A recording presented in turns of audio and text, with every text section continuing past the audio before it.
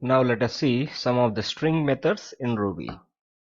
So let us say a is equal to, let us mix all the uppercase and lowercase first.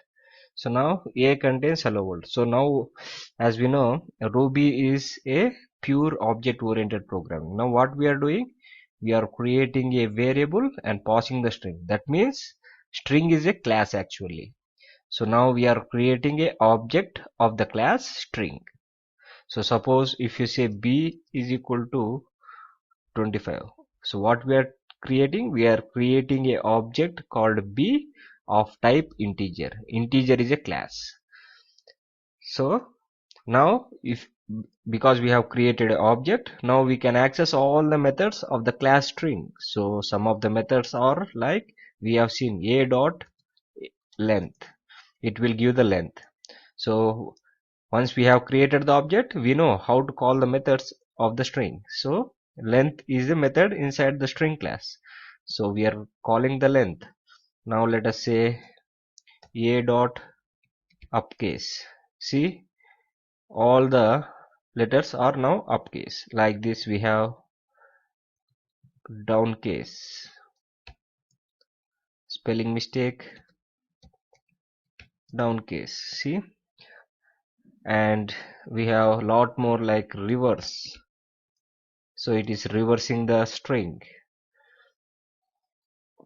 Like this we have plenty of inbuilt methods inside the string class itself. Once first we have created a variable means we are creating a object, like we have seen in our many programs like num1 is equal to 25, num2 is equal to 45. What we are doing here, we are just not creating the variable, we are also creating the object of the class integer.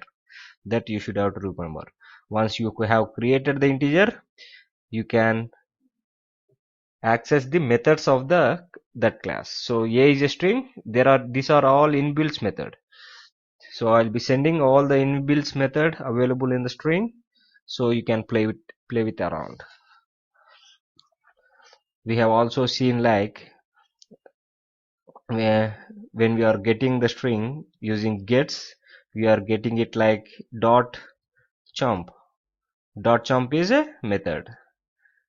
So hope you understood now. Like we can do lot of things. There is a method called chop. It will chop up the last word. A.chop chop. So like this we can play it with around with all the methods. These are all the default methods available. Hope you understood what is a variable and what are the string methods. Keep practicing. I'll be sending all the methods available in the string default methods. Play with around.